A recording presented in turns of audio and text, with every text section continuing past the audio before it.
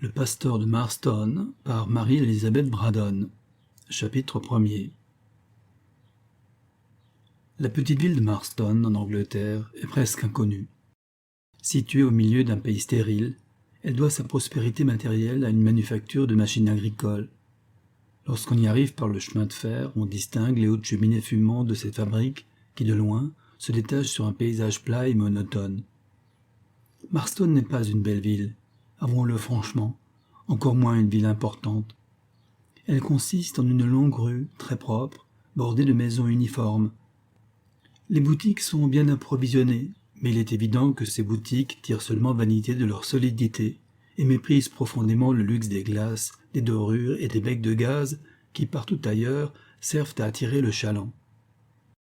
Marston est une ville respectable et le respectable ne recherche jamais le beau. Le respectable dans une ville est toujours représenté par des maisons carrées, en briques rouges ou en pierre sombre. Les hautes portes-fenêtres ouvrant sur une pelouse verte, les vérandas, les jalousies n'entrent pas dans le genre respectable. À Marston, le respectable régnait dans toute sa puissance. L'architecture y était absolument solide, entièrement carrée. Il y avait bien derrière la grande rue quelques ruelles étroites, où se trouvaient de vieux toits qui s'inclinaient brusquement au-dessus de petites croisées. Il y avait là aussi des pignons dont les tuiles étaient couvertes de mousse, mais ces bâtisses de bois et de plâtre n'avaient point l'air de faire partie de Marston. D'ailleurs, aucun personnage respectable n'y habitait. Des ouvriers logeaient là-dedans, des ouvriers sans aucun goût qui ornaient leurs fenêtres de fleurs communes et qui accrochaient au dehors de légères cages d'osier dont les hôtes chantaient du matin au soir. Ces ouvriers de Marston, après leur journée finie, aimaient à fumer leurs pipes en manches de chemise debout sur le seuil de leur maison. Et le dimanche, sans souci du respectable, on les voyait aller et venir de chez eux au cabaret, le pot de bière à la main. Pauvres gens, en vérité, quelque chose comme des lépreux que les Marstoniens méprisaient fort. Un poète anglais du Moyen-Âge a dit qu'il y avait 20 chemins différents pour aller au ciel. Mais à Marston, une seule route conduisait au paradis, l'intolérance. Les habitants étaient en effet pour la plupart des dissidents de l'église anglicane. À l'un des bouts de la grande rue, la vieille église, relique de l'architecture gothique, était l'unique édifice de Marston qui pût avoir quelque prétention à la beauté ou au souvenir historique. Trop petite jadis, elle devenait trop vaste à présent.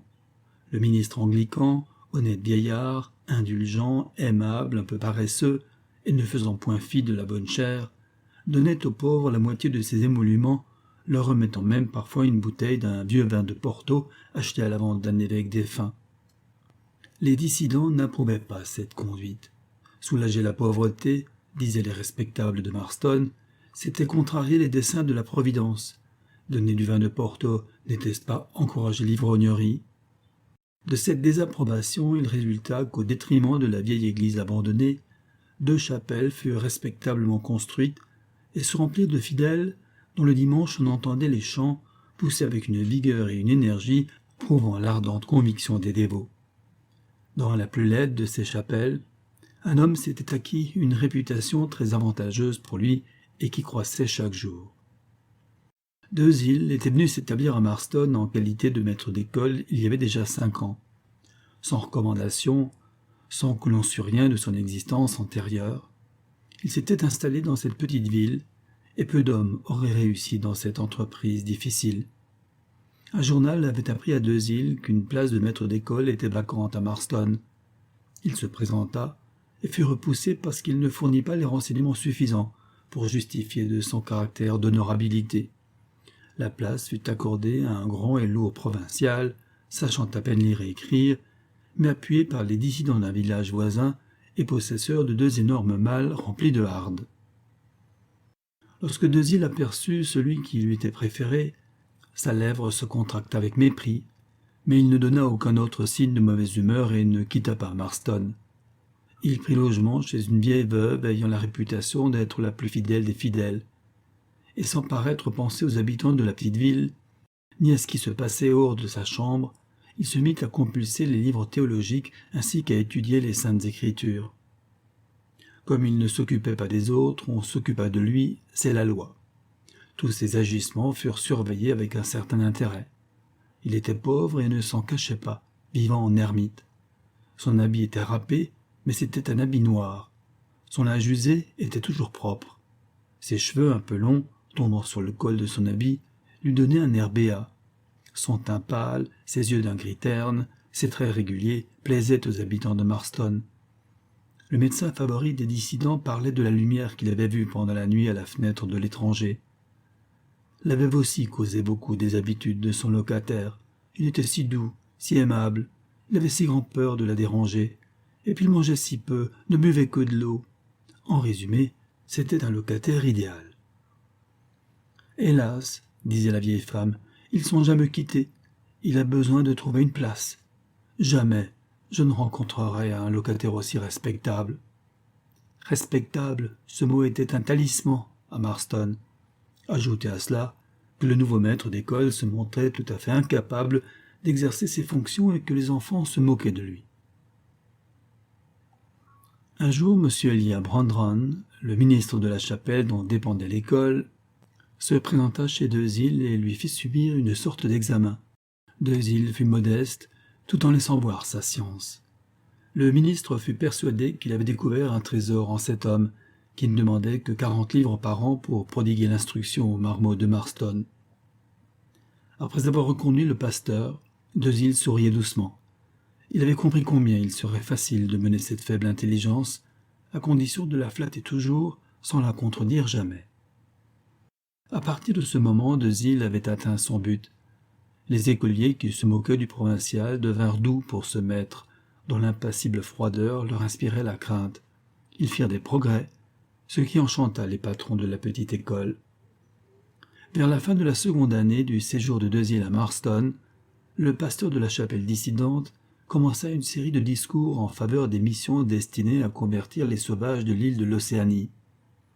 Deuxil montra un grand enthousiasme pour ces missions pieuses, mais les cœurs de Marston étaient froids pour ces malheureux périssant au loin, privés de toute lumière. La dernière quête n'avait rien produit. M. Brandron proposa à Deuxil d'essayer par son éloquence passionnée de réchauffer le zèle des habitants de Marston. Deuxil résista d'abord. Il n'oserait élever la voix dans un lieu sacré, où son ami, son bienfaiteur, avait l'habitude de se faire entendre.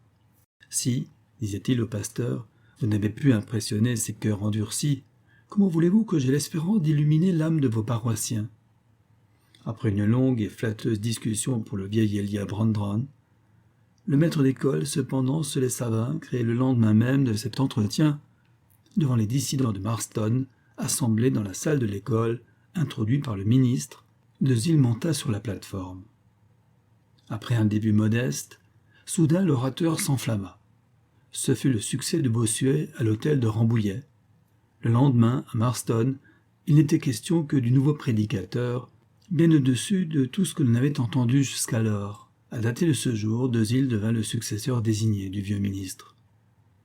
Pour épargner à M. Brandron les fatigues d'un second service, le maître d'école prêcha tous les dimanches soirs. À son égard, les jeunes demoiselles de Marston n'avaient qu'une opinion, c'était un inspiré. Il y avait 2 ans que Deuxil avait prononcé son premier discours lorsque M. Brandron mourut. 3 jours après le décès, le successeur fut nommé. Ce ne pouvait être que le maître d'école. L'étranger avait donc réalisé ses plus chers désirs, son ambition était satisfaite, les émoluments du pasteur n'étaient pas très considérables, mais les fidèles avaient l'habitude de lui faire des cadeaux. Un homme prudent, après quelques années d'exercice, pouvait se créer une position très aisée. Il y avait encore un autre moyen de faire fortune, le mariage. Le mariage est en effet souvent une affaire très avantageuse, et à l'époque où commence cette histoire, on discutait à Marston les probabilités d'un mariage entre le nouveau pasteur des dissidents et la plus riche de ses ouailles. Pour comprendre les motifs sérieux de bavarder qu'avaient les commères de Marston, il faut savoir ce qu'était cette jeune fille, orpheline et unique héritière d'un épicier qui avait amassé une fortune à Marston. Chapitre 2. La fille de l'épicier se nommait Cécile. Grande, svelte, gracieuse dans tous ses mouvements, elle avait de beaux yeux bruns, les cheveux châtains et ondulés, des lèvres roses et un petit nez retroussé qui semblait un point d'interrogation. Elle était généreuse, quoique un peu hautaine, aimante, compatissante, mais vive et réfléchie. Sans des amis sages, sa bourse eût été ouverte à tout venant. La mort de sa mère, qu'elle perdit de bonne heure, devait avoir une grande influence sur l'avenir de Cécilie. L'épicier ne se remaria point. Dans ces cœurs honnêtes et un peu vulgaires, il y a souvent plus d'amour et de constance que l'on ne pense généralement. Le veuf reportait sur sa fille toute la tendresse qu'il avait éprouvée pour sa femme. Ce petit enfant aux yeux bruns était son idole. Pour la gentille créature, il travaillait comme un galérien, ne dépensant que le strict nécessaire dans son modeste ménage. « J'aime les affaires, disait-il, lorsqu'on lui reprochait de se dévouer outre mesure aux intérêts de sa boutique. Et puis hors de mon magasin, que suis-je? J'ai juste assez d'esprit pour peser le sucre et le café, pour tenir mes comptes. Je suis né épicier, épicier je mourrai, mais ma fille sera une dame, je l'ai mis dans ma tête. » Cécilie avait donc été élevée dans la pension aristocratique d'une grande ville voisine de Marston, et y avait reçu une éducation supérieure. Elle chantait, jouait du piano, parlait un peu le français et le comprenait très bien. Elle dessinait même, rapportant aux vacances de petites ébauches, esquisses de châteaux, de ruines, portant la trace de la main habile du maître. La mort de son père laissa seule au monde la fille de l'épicier, qui s'établit dans une petite maison située près de l'endroit où son père avait fait fortune. C'était une villa charmante, comme il s'en trouve dans les environs des villes de province. Tout y souriait à l'œil, tout y plaisait à l'esprit, les jalousies vertes, les murailles blanches, les petits bosquets, les fleurs sur la pelouse, tout était frais et soigné. Le ménage de mademoiselle Cécilie Banner se composait de 2 servantes, cuisinières et femmes de chambre, plus une dame de compagnie, bonne femme entre 2 âges, grassouillette et bien portante. Cécilie avait fait la connaissance de madame Lagent dans la pension même où elle avait reçu son éducation. Madame Lagent, ancienne gouvernante dans une famille de province, avait épousé un médecin de village, lequel mourut jeune et pauvre. Elle en parlait beaucoup et souvent. Comme la plupart des personnes grasses, madame Lagent était un peu paresseuse. Sa position d'institutrice dans un pensionnat demandant de l'activité, elle fut très heureuse d'accepter la proposition que lui fit mademoiselle Banner d'entrer à son service en qualité de dame de compagnie. Madame Lagent était un véritable type d'institutrice.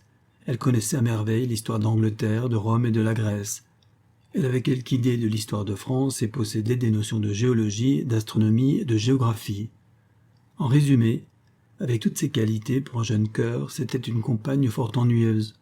De temps en temps, Cécilie Banner trouvait sa gouvernante insupportable, ce qui ne l'empêchait nullement de l'aimer et de la soigner avec une tendresse filiale. Par une belle soirée de juillet, le petit ménage sortit de sa tranquillité accoutumée. Mademoiselle Banner offrait le thé à ses amis intimes. Or, le thé en province est une importante chose. La table ronde du salon était couverte de gâteaux et de conserves. Le beau service d'argenterie brillait aux rayons d'un soleil couchant, et sur toutes les étagères se trouvaient des vases remplis de fleurs. Le cercle des intimes se composait de 2 vieilles dames qui avaient aimé Cécilie depuis son enfance, des 3 filles et de l'unique fils d'un avoué très considéré à Marston, et enfin du jeune prédicateur de la chapelle des dissidents. Après le thé, on fit un tour dans le jardin. On marchait lentement dans les sentiers, on admirait les fleurs en adressant quelques compliments à la maîtresse du logis. Le pasteur se trouvait près de Cécilie, la regardant à la dérobée. Ayant été un instant séparés des autres promeneurs, Dezille sut profiter de cette occasion pour entamer une conversation avec la jeune fille. Il parla de l'amitié, et de l'amitié ses paroles glissèrent insensiblement vers cette profonde et vaste mer des passions qu'on appelle l'amour. Mais Dezille n'effleura pas ce sujet avec l'air confiant des hommes de son âge. Ce fut avec un accent pénétré, sur un ton de mélancolie touchante, qu'il aborda ce grand problème de la vie humaine. « Pour moi, disait-il, l'amour n'est pas ce que pensent les frivoles esprits de nos jours. Pour moi, c'est le sacrifice, c'est l'abnégation de soi-même. Ne suis-je pas le serviteur du ciel? Qu'ai-je à faire avec les joies de la terre? À d'autres les doux plaisirs d'une vie domestique, les enivrantes délices de l'amour partagé, l'union presque séraphique de 2 cœurs créés pour faire le bonheur l'un de l'autre. La voie dans laquelle je marche est stérile, mon fardeau est lourd, et pour consolation je n'ai qu'un rêve, mais un rêve si doux, si beau, que j'y perds des heures précieuses. » Et il prononçait ces mots avec des larmes dans la voix. Sous le regard du pasteur, sous le sombre rayonnement de ses yeux gris, La jeune fille pâlit. Accoutumée aux fats compliments des jeunes gens de Marston, cet accent viril, ce ton de désespoir passionné était nouveau pour mademoiselle Banner, qui, tremblante, émue, répondit doucement « Mais c'est une belle chose que de se dévouer au ciel, et celui qui le fait ne doit-il pas être heureux ? Sans doute, mademoiselle, si le cœur humain pouvait se détacher des choses de la terre, mais s'il y voit un ange aussi beau que ceux qui habitent les cieux, et s'il lui est défendu de l'approcher, il n'y a plus de paix, plus de bonheur pour cet infortuné. »« Vous parlez par énigme, monsieur Deuxil, » dit la jeune fille avec un certain embarras, car une femme comprend toujours une déclaration d'amour, si obscure qu'elle soit. « Je ne souhaite pas que vous me compreniez tout à fait, mademoiselle, » reprit Deuxil un peu brusquement. « Il y a des secrets qu'un homme honorable doit cacher éternellement. » Ils atteignaient alors l'extrémité d'un petit sentier rempli d'ombre. Le pasteur détourna la tête comme pour éviter les regards de Cécilie et la quitta soudainement pour aller rejoindre les autres invités qui n'avaient rien entendu de cette conversation. Restée seule, Cécilie réfléchit aux manières étranges du ministre. « Il m'aime, lui, » pensa-t-elle. « Il m'aime, mais il mourra avant de m'avouer son amour. Cœur noble et fier. Ce n'est point ma richesse qu'il recherche, et il considère son amour comme un péché, tant est grande sa supériorité sur les âmes vulgaires. » Un de ces personnages à l'âme vulgaire, selon mademoiselle Banner, arrivait précisément. C'était Arthur Heurette, le fils de l'avoué, un jeune homme de bonne mine, grand, bien fait, aux yeux bleus foncés, aux cheveux châtains, mais ne jouissant pas à Marston d'une excellente réputation. Il n'allait pas régulièrement à la chapelle le dimanche, il aimait les chevaux, les chiens et les parties de whist. Les dévotes de la ville affirmaient que lorsqu'il hériterait de son père, il se lancerait rapidement sur le grand chemin de la perdition. Arthur Heurette bravait la médisance des respectables de Marston. Malgré son goût pour les courses et le jeu, il s'entendait aux affaires. Les fermiers, aussi bien que les jeunes gens de l'aristocratie provinciale, s'accordaient à le préférer à son père pour certaines consultations. Connaissant Cécilie Banner depuis l'enfance, il lui parlait souvent avec une franchise fraternelle. Il l'aimait beaucoup, cependant, et les Marstoniens regardaient un mariage comme très probable entre les deux jeunes gens. « Ce culte du veau d'or est effrayant, » disaient les dissidents. « Supposez Cécilie sans le sou, jamais les Heurette ne songeraient à elle. En province, les mauvaises langues vont bien vite, en sorte que mademoiselle Banner n'ignorait pas les cancans que l'on faisait, tant sur son compte que sur celui de son compagnon d'enfance. « Eh bien, ma belle, » dit Arthur en se rapprochant de Cécilie, « pourquoi donc abandonnez-vous vos invités? Le discours de votre saint a dû être bien intéressant. »« Celui que vous appelez un saint m'intéresse toujours, » répondit mademoiselle Banner gravement, mais non sans quelque confusion. « Sans doute, sans doute. Il suffit souvent d'élever les yeux vers le ciel et de pousser de grands soupirs à propos de rien, pour plaire aux femmes, si sensées qu'elles soient. »« Vous n'aimez point, monsieur Deuxil, » reprit la jeune fille avec sévérité. « Cela ne me surprend guère.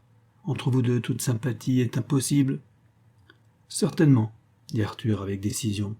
« Il n'y a pas de goût pour les amusements profanes. Il a voué son cœur au service du ciel.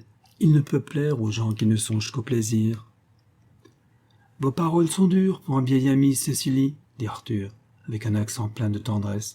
« Avez-vous donc oublié le passé depuis que cet homme est venu nous séparer? Ne vous souvenez-vous plus des jours de notre enfance? Nous ne pensions pas alors qu'il fût défendu de s'amuser un peu ici-bas. Les enfants n'entendent rien au sérieux de la vie. Je n'ai d'ailleurs pas oublié le passé, Arthur, croyez-le bien. Vous et vos sœurs serez toujours de véritables amis pour moi. Mais vous m'offensez lorsque vous me parlez de M. Deuxil. Il me semble que vous le haïssez parce qu'il est un homme supérieur. »« Ah, mais non, Cécilie, c'est qu'il n'est pas supérieur, quoiqu'il prétende être au-dessus des autres. L'homme réellement supérieur ne parle pas de ses vertus. Votre pasteur est saint et dévot par métier, et le métier est assez lucratif. »« Monsieur, arrête. Je blasphème, soit. Mais qui est ce monsieur Deuxil? D'où vient-il? Que sais-tu de son passé? Son éducation est au-dessus de sa position. Il n'est pas de l'espèce des pasteurs dissidents d'une petite ville de province. Je t'aime trop sincèrement pour ne pas m'intéresser à ce qui te regarde. Je me suis aperçu de ta prédilection pour cet homme et je l'ai observé attentivement. Il ne mérite ni ta confiance, ni ton amitié, Cécilie, et tu lui donnes ton amour. l'heure sonnera tôt ou tard où tu te repentiras de cette folie. » Tandis qu'il parlait, la jeune fille avait fixé ses grands yeux sur son ami. La colère domina d'abord toute notre émotion, puis, peu à peu, la faiblesse de la femme reparut et de grosses larmes glissèrent sur le visage de mademoiselle Banner. « Vous êtes bien cruel, Arthur, dit-elle. N'est-ce pas toi, au contraire, qui est cruel d'abandonner des amis d'enfance pour un étranger? »« Mes amis d'enfance, reprit Cécilie, ne peuvent-ils pas me tromper aussi bien qu'un étranger ?» Les insinuations malignes des vieilles filles de Marston sur les trahisons des hommes à marier lui revenaient alors à l'esprit. Mais si son caractère romanesque la disposait à pencher vers le ministre indépendant, les souvenirs du passé étaient encore assez vifs pour lui permettre d'apprécier les sentiments qui avaient dicté les paroles d'Arthur Hurrett. Autant pour cacher son embarras que pour remplir ses devoirs de maîtresse de maison, elle mit fin à cette conversation en prétextant qu'elle devait rejoindre ses invités. Elle retrouva les sœurs d'Arthur et les vieilles dames discutant les arrangements du jardin. Dezille, lui, se tenait à l'écart, seul, sombre et méditatif. Le jour baissait. Des nuages pourpres et dorés, colorés par les dernières lueurs du soleil couchant, flottaient au ciel et le croissant de la lune commençait à se dessiner sur un fond d'opale. C'était bien l'heure à laquelle doivent s'épancher les jeunes cœurs, comme certaines fleurs qui ne s'épanouissent que pendant la nuit. On entra au salon, et mademoiselle Banner fut priée de chanter. Elle se mit au piano et commença une petite ballade qu'elle avait trouvée dans un vieux recueil ayant appartenu à sa mère. La voix de Cécilie était douce, mélodieuse.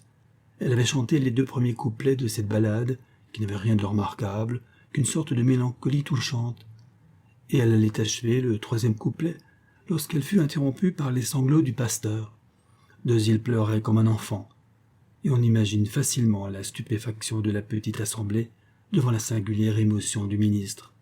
« Excusez-moi, dit-il en s'efforçant de se contenir, mais j'ai entendu cette ballade sur les genoux de ma mère. Tout mon passé vient de se dresser devant moi. J'ai revu ma mère, son petit salon, son piano, mes jouets éparpillés sur le tapis. Je me suis souvenu des heures de mon enfance, de ces heures si douces où je n'avais jamais péché. Mademoiselle Banner, si vous avez quelque bienveillance, quelque pitié pour moi, ne chantez plus cette ballade en ma présence. » M. Dezille se calma en parlant ainsi. Les bougies apportées à la sollicitation de la plus pieuse des vieilles dames, il lut un chapitre de l'Évangile et, dans une courte explication du texte, supplèrent infiniment à la partie féminine de la réunion, malgré quelques signes d'impatience, échappant de temps à autre au jeune avoué. Une prière récitée en commun suivit la lecture de l'Évangile. C'était la fin de cette fête, et les invités prirent congé de mademoiselle Banner en la remerciant, dans leur style de province, du plaisir qu'ils avaient goûté en sa société. Chapitre 3. Dezille rentra chez lui. Il n'avait point quitté le logis de la veuve où il s'était installé depuis 5 années. L'appartement était des plus modestes, mais le ministre affichait un profond mépris pour les douceurs de la vie. Quelques esprits méchants disaient bien que ce mépris apparent n'empêchait pas Dezille de soigner ses intérêts matériels, et qu'il était en train de s'amasser une fortune, dépensant peu et ayant des bénéfices raisonnables, car sa petite chapelle était toujours remplie par les fidèles qui payaient largement leur place, louée à l'année. Mauvais propos, car si le ministre prêchait la sobriété, il était avéré qu'il ne buvait que de l'eau.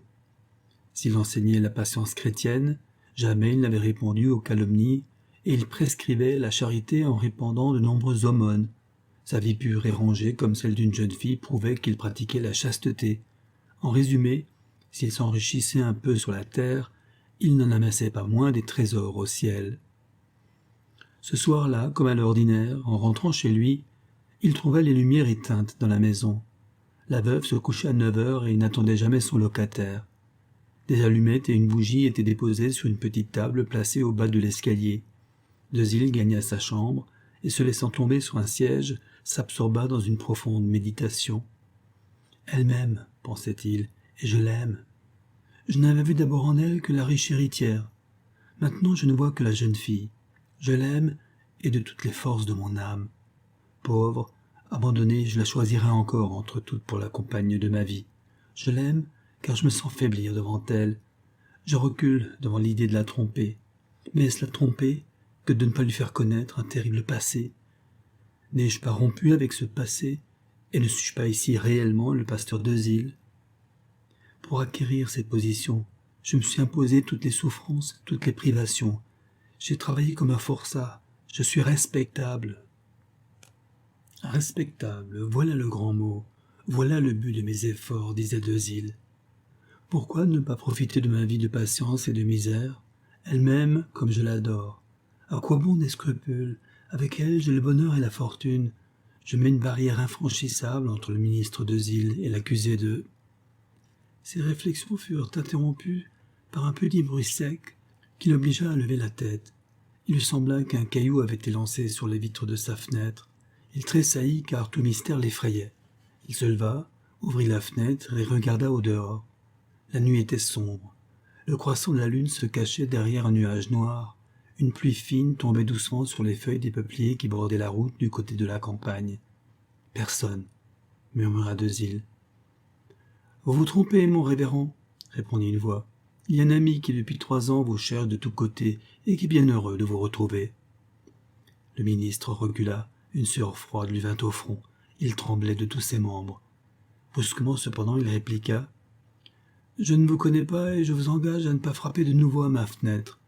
Nous ne souffrons pas ici les caprices des ivrognes, et si vous ne quittez pas la place, je vous ferai déguerpir, soyez-en sûrs. » Devant cette menace, l'homme, toujours caché dans l'obscurité, fit entendre un rire sardonique. « Ne fermez pas votre fenêtre, » reprit la voix d'un ton plus haut et presque insolent. « J'ai besoin de vous parler, et je vous parlerai, au risque même d'éveiller la ville entière, pour lui apprendre de ce que j'ai à vous dire. Il serait plus prudent, je crois, saint homme, de me donner l'hospitalité et de m'offrir quelque chose à boire. » Dezil rompit l'entretien en fermant la fenêtre. « Que faire ?» s'écria-t-il en se promenant de long en large dans son appartement, le front contracté et les traits bouleversés. « Que faire ? Je n'ai pas le choix, il m'a trouvé. Que valent maintenant ma situation ici, mes 5 années d'esclavage, mon culte du respectable? Que devient mon amour, ma Cécilie ?»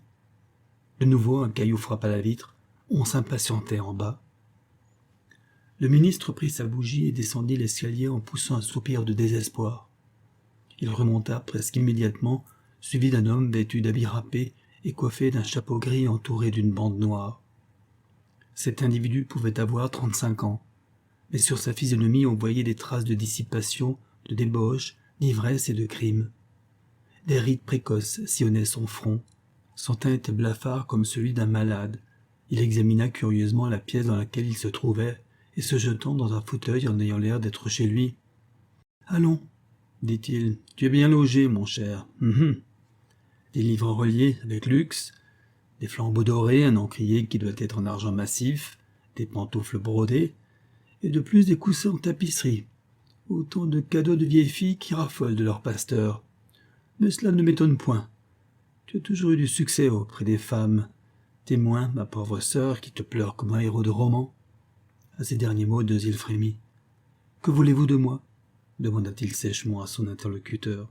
« Ce qu'un misérable comme moi sollicite toujours des gens aisés, de l'argent.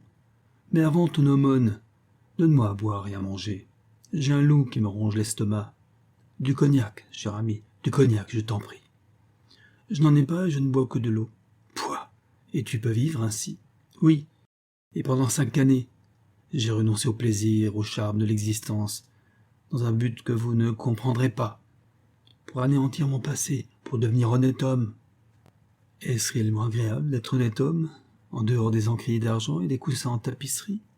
Allons, serre-moi quelque chose, je tombe d'inanition. Je viens de Wilford, j'ai fait 15 milles sans manger ni boire. Comment avez-vous pu me trouver? Interrogea Dezil. Une drôle d'histoire, tu vas voir, dit l'inconnu. C'est ta vanité de joli garçon qui m'a mis sur tes traces. J'étais à Wilford, un peu bas percé, car je vendais des programmes sur le champ de course. J'avais gagné quelque argent, lorsque, saisi par le démon du jeu, je hasardai mes minces bénéfices sur un cheval qui, dans le galop d'essai, semblait avaler la terre avec ses jambes, mais qui dans la course s'arrêta comme un lâche auprès du poteau. Adieu, mes économies. Après les courses, je me promenais dans la ville. Je m'amusais à regarder les magasins.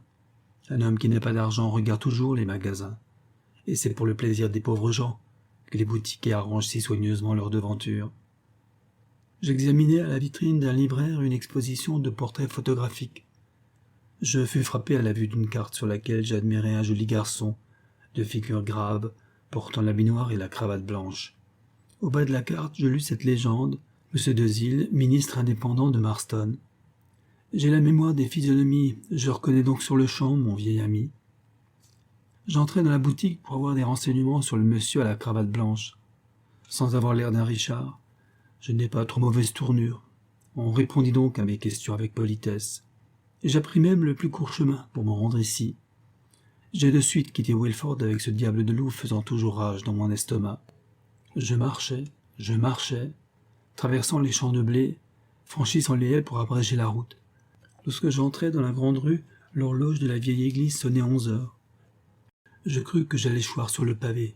À peine avais-je assez de voix pour demander ton adresse à un buveur qui se tenait sur le seuil d'un cabaret que l'on fermait. Il m'indiqua ton logis. « Tu cherches le saint pasteur des indépendants ?» me dit-il en riant. « Si c'est pour une aumône, frappe à une autre porte que la sienne. Il ne donne rien à tes semblables, sauf pourtant les sermons, dont il est très prodigue. Ce n'était pas encourageant, mais je me souvins qu'en raison du passé, j'avais des droits sur toi et je continuai ma route. Maintenant, tu sais tout. Donne-moi donc enfin quelque chose à manger. Nous parlerons d'affaires ensuite. » Dezille était anéanti. Il avait écouté le récit de cet hôte singulier et semblait fasciné ainsi qu'un oiseau en face d'un serpent. Quand l'inconnu cessa de parler, le pasteur se leva, trébuchant comme un homme ivre. « Je vais vous chercher quelque chose, » dit-il. Puis il quitta la chambre, où il revint peu après apportant de la viande et du pain qu'il posa devant son hôte. Celui-ci se mit à manger gloutonnement, tandis que Dezille demeurait affaissé sur une chaise. « À présent que j'ai un peu calmé cette bête farouche, » fit l'inconnu en repoussant son assiette vide, « je suis en état de causer sérieusement. Que penses-tu faire pour moi, cher ami et beau-frère? Tu n'es pas gentil de t'éloigner ainsi de ta famille. Tu prends des précautions extrêmes pour communiquer avec ta femme. Mais avoue que tu as été joliment déniché. »« Ma femme ?» répétait Dezille avec angoisse. « Eh oui, ta femme, ma sœur, cette petite sotte de Suzanne, qui t'aime toujours, bien que tu l'aies assez cruellement abandonnée autrefois, et que tu te caches d'elle aujourd'hui. Je lui ai donné les moyens de vivre, oui, et même de vivre misérablement. Tous les mois, depuis que tu as quitté le bourbier que tu sais, elle reçoit un bon de poste de 2 livres sterling, 10 shillings par semaine. Avec cela, on ne va pas loin. Elle vit, mais c'est tout. Elle n'est point sortie de ce petit village où elle s'est réfugiée après ton jugement. Elle s'aide de son aiguille, la pauvrette. Mais l'aiguille ne procure pas de grandes ressources, surtout lorsqu'il faut secourir un frère malheureusement doué de goût fort au-dessus de sa position. Je ne la vois pas souvent, cette chère Suzanne. Elle est larmoyante en diable, et ses questions, ses lamentations sur ton compte ne sont pas toujours amusantes. Heureusement, je t'ai retrouvé, et nous allons en finir. Ta femme saura où tu es. Elle viendra reprendre sa place auprès de toi, et tu sécheras ses larmes. « Elle ici ?» interrompit Dezille. « Mais ce sera ma ruine. » « Comment? Est-ce que les ministres indépendants ne se marient pas? Est-ce que, comme aux autres hommes, on ne te permet pas d'avoir une femme? Je ne dis pas cela, mais une femme en robe d'indienne ne convient pas, un pasteur bien posé. Alors habille ta femme de soie et de velours, fais-en une grande dame. Ce sont des impossibilités. Vous ignorez ce que j'ai dû accomplir après ma sortie de ce tombeau des êtres vivants. De la prison, n'est-ce pas? Pourquoi ne pas dire le nom des choses? Te souviens-tu de nos jeunes années? Continua le vagabond. Nous étions tous deux employés de la maison Davidson, mais quelle différence entre nous? Presque gentilhomme, sortant de l'université d'Oxford, des amis riches t'avaient placé chez les Davidson. Grâce à tes protections, à ton travail et tes capacités, tu étais l'associé futur de ces hauts commerçants. Moi, au contraire, sans grande instruction, sans amis, je n'aimais pas le travail, mais j'adorais les jolies femmes tout en ne méprisant pas le vin. J'étais un être si inférieur auprès de toi que tu ne m'aurais pas parlé une fois par an, si je n'avais eu une jolie petite sœur, que tu vis par hasard un jour qu'elle vint me chercher au bureau. Je ne sais pas comment cela se fit, mais après cette rencontre, tu m'honoras de ton amitié. Tu m'initias à tes projets, car le démon de la spéculation t'avait touché. Tu voulais devenir riche à ton tour et marcher à la tête du Stock Exchange. J'avais perdu sur le turf le peu que je possédais. J'acceptais donc avec joie l'association que tu me proposais. Nous fûmes si heureux au début que nous en perdîmes la tête. Nous rêvions de la fortune des Rothschild. Penses-tu que j'ai oublié tout cela? S'écria Dezille, impatienté. Je pense que si tu n'avais pas oublié ce temps, tu m'aurais accueilli avec plus d'empressement, répartit l'autre. C'est pour ce motif que je te rafraîchis la mémoire. Ivres donc de nos premiers succès, nous avons voulu tenter un grand coup. Tu possédais la confiance des patrons, beaucoup d'argent te passait par les mains, et lorsqu'on manie ainsi l'argent des autres, il en reste toujours un peu au doigt. Certain de réussir, tu risquas ce qui ne t'appartenait pas. Hélas, tu attendais la hausse. Ce fut la baisse qui arriva. Les capitaux fondirent comme la neige au soleil. Un vieux commis qui se vantait d'être honnête découvrit la peccadille en même temps qu'il s'apercevait que j'avais moi-même pratiqué quelques légers emprunts à la caisse du bureau. On nous arrêta le jour même de ton mariage avec la pauvre Suzanne, et ton idylle finit comme une tragédie. Un juge impitoyable nous condamna à 7 années de travaux forcés. Je subis, moi, toute ma peine. Un élève d'Oxford ne pouvait pas porter longtemps la casaque du forçat. Au bout de 4 ans, tu m'abandonnas, et je crois que tu n'as guère pensé à l'infortuné que tu laissais dans cet enfer. Te voilà maintenant ici. Tu as fait étalage de piété, tu es de nouveau riche, et de nouveau aussi tu as des amis. Tu croyais avoir rompu avec le passé. Mais cela n'est point aisé de se créer une seconde individualité, car tu le vois, malgré toutes tes précautions, un associé fidèle a pu te retrouver. Dezille comprit de suite qu'il était à la discrétion du bandit. Tâchant de cacher la rage qui le dévorait, il répondit d'un ton calme. « Tu as raison. Aussi te donnerai-je ce que tu désires, mais à certaines conditions. Lesquelles? Tu quitteras cette ville au point du jour et tu n'y reviendras jamais. Si tu as besoin de moi, tu m'écriras, et je t'aiderai autant que possible. Mais mon pouvoir de t'être utile dépend toujours de ma situation ici. Si tu détruis cette position, tu tues la poule aux œufs d'or. Et que deviendra ma pauvre sœur? Ta sœur ne quittera pas sa retraite si on apprenait que j'ai une femme, et que j'ai caché cette femme pendant des années. On chercherait la cause de cette conduite et je serais perdu. Garde donc le plus profond secret. Cela est autant dans ton intérêt que dans le mien. » Le vagabond avait écouté attentivement ces dernières paroles. « Il y a une certaine logique dans tout ceci, reprit-il. D'ailleurs, en raison de notre vieille amitié, je vais être généreux, et je ne dirai rien à ma sœur. Mais à ton tour, que vas-tu faire pour cette noble cause de l'amitié? Tu dois avoir de jolies économies. » « Si tu quittes cette ville avant l'aube, dit Dezille à son beau-frère, je te remettrai 10 livres sterling, et tous les 3 mois je t'enverrai la même somme, du moins tant que tu ne me trahiras point. 40 livres sterling, grommela le misérable, c'est une misère.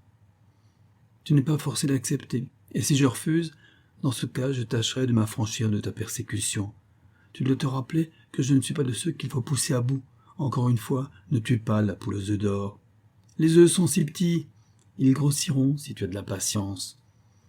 Allons, donne-moi 15 livres, laisse-moi me reposer sur ton canapé pendant la fin de cette nuit, et au premier chant du coq, je m'esquive sans bruit. Dezille prit dans un petit meuble, dont il gardait toujours la clé, 3 banknotes de 5 livres, et les remit à son beau-frère, qui les froissa entre ses doigts, avec l'évidente satisfaction d'un homme qui n'a pas l'habitude de toucher souvent ses feuilles soyeuses. « Repose en paix, cher beau-frère. Demain matin, tu ne me verras plus. Il faut cependant que je te laisse mon adresse. » Et tirant de sa poche un vieux portefeuille crasseux, bourré de papier, non sans peine il y découvrit une enveloppe sur laquelle se lisait l'adresse suivante. À Monsieur Philippe Mortimer, chez Maître John Cracklan, à l'enseigne de la Vache Rouge, Bowler's Alley, Islington. Le quartier n'est pas très aristocratique, mais c'est un logis sûr. Le propriétaire est des nôtres. « Tu te nommes Mortimer ?» demanda Dezille, en souriant ironiquement. « Pourquoi pas? Légalement, je m'appelle Morgan. Entre Morgan et Mortimer, le changement n'est pas grand, et j'ai toujours aimé les noms de vieilles souches. » Tout en parlant ainsi, M. Mortimer, né Morgan, s'était jeté sur le canapé, souillant l'étoffe de ses bottes crottées. Puis, il mit sous sa tête un petit coussin de velours brodé à l'aiguille, cadeau de Mlle Banner et de sa gouvernante, Mme Lajean. Mais le ministre savait que la jolie main de Cécilie avait fait la plus grande partie de l'ouvrage. Il retira donc vivement le coussin de dessous la tête de son beau-frère. « Je vais t'apporter un oreiller, dit-il. À ton aise, bonsoir, je m'endors. Tu t'éveilleras à 5 heures, au premier chant du coq, sois tranquille. » Pendant toute cette nuit, le ministre chercha inutilement le sommeil. Il réfléchissait qu'à partir de ce moment, ce qu'il avait de plus cher au monde ne lui appartiendrait plus que par ruse et fourberie. Toujours le mensonge, partout la déception. On ne rachète pas une première faute. Avait-il seulement aimé cette fille aux yeux d'un bleu clair, aux cheveux d'un blond pâle, aux traits communs? Devait-il sacrifier l'avenir à une fantaisie de jeune homme? Mais elle n'avait été sa femme que de nom, pourquoi s'occuper d'elle? L'amour vrai, sincère, passionné, c'est celui qu'il ressent pour Cécilie, et coûte que coûte, il lui faut Cécilie. Au point du jour, cependant, Deuxil s'endormit, mais son sommeil agité n'était pas le repos. Quand il ouvrit les yeux, la chambre était pleine de soleil. Il crut, en s'éveillant, avoir fait un horrible rêve. L'illusion ne fut pas de longue durée. Le canapé de la pièce voisine portait encore la trace des bottes de son beau-frère. Dans tout l'appartement traînait une odeur de tabac et de rhum. Chapitre 4. L'été et l'automne sont passés. L'hiver est venu. Les habitants de Marston célèbrent la fête de Noël. À cette occasion, les plaisirs permis chez les dissidents sont la bonne chère et la lecture de la Bible, ainsi que la médisance envers le prochain, distraction qui remplaçait avantageusement le whist ou la danse. On parlait surtout d'un événement important, du mariage de Mademoiselle Banner avec le pasteur Deuxil. Dans les cœurs les plus purs de la secte des indépendants, à l'occasion de cette union, se glissait un peu de jalousie. On trouvait le ministre heureux, trop heureux peut-être, car Cécile Banner avait refusé pour lui bien des propositions avantageuses, celle d'Arthur Arrête, entre autres, son ami d'enfance. Mais la jeune fille était fascinée par les grands yeux gris du pasteur, par son air mélancolique, et par cette espèce de mystère qui paraissait exister dans le passé de Deuxil. De ce passé, Cécilie ne s'inquiétait pas. La certitude de l'amour du pasteur lui suffisait. Elle avait lu Byron, et il ne lui déplaisait pas d'avoir un amant comme le Giaour ou le Corsaire. Arthur Arrête n'envisageait pas l'affaire avec l'esprit poétique de la jeune fille. Le succès de son rival augmentait encore ses préventions contre le ministre, et il ne put contenir sa colère lorsqu'on lui annonça les fiançailles de Cécilie. Ce fut par sa sœur qu'il apprit cette fatale nouvelle. « Cécilie est folle !» s'écria Arthur, et elle se repentira un jour amèrement de sa détermination. Cet homme n'en veut qu'à sa fortune, c'est un hypocrite, rien de plus, sa religion n'est qu'un masque trompeur, mais je parlerai à ma pauvre amie et je lui dirai mon opinion sur son fiancé. » Effectivement, le même jour, Arthur se présenta chez mademoiselle Banner, mais que pouvaient les conseils sur un cœur sérieusement épris? « Je me confie à l'honneur de celui que j'ai choisi, » lui disait Cécilie. « Il y a sans doute dans l'histoire de sa jeunesse quelque amour malheureux qu'il n'ose me confier. Il a souffert, je le sens, mais je ne cherche pas à mettre le doigt sur une plaie saignante encore. Il me suffit d'être aimé, et ce m'est une joie de penser que je serai, dans son avenir, la consolation de celui qui m'aime. Quant à supposer un instant que ma fortune guide sa conduite, comme vous me le donnez à entendre, ajouta Cécilie, laissez-moi vous avouer que cette idée de votre part pour me faire penser que vous jugez M. Deuxil d'après vos propres sentiments. » À cette phrase, le jeune homme rougit puis pâlit sous ce reproche si immérité. Il salua Mlle Banner et sortira. Ce fut la dernière fois qu'il la vit. Peu de jours après, il partait pour s'établir à Londres afin d'y compléter son étude du droit, espérant que le mouvement de la grande ville lui ferait oublier son amour. Cependant, le ministre ne pressait pas sa fiancée de hâter le mariage, et ce ne fut que vers la fin de février que commencèrent les préparatifs de cette union. Madame l'agent, la gouvernante, s'en occupa spécialement, et avec d'autant plus de joie que rien ne devait être changé dans son existence. Il avait été convenu entre Cécilie et son futur que cette aimable dame resterait toujours sous leur toit en qualité de dame de compagnie et pour diriger la maison, mademoiselle Banner se reconnaissant incapable de conduire un ménage.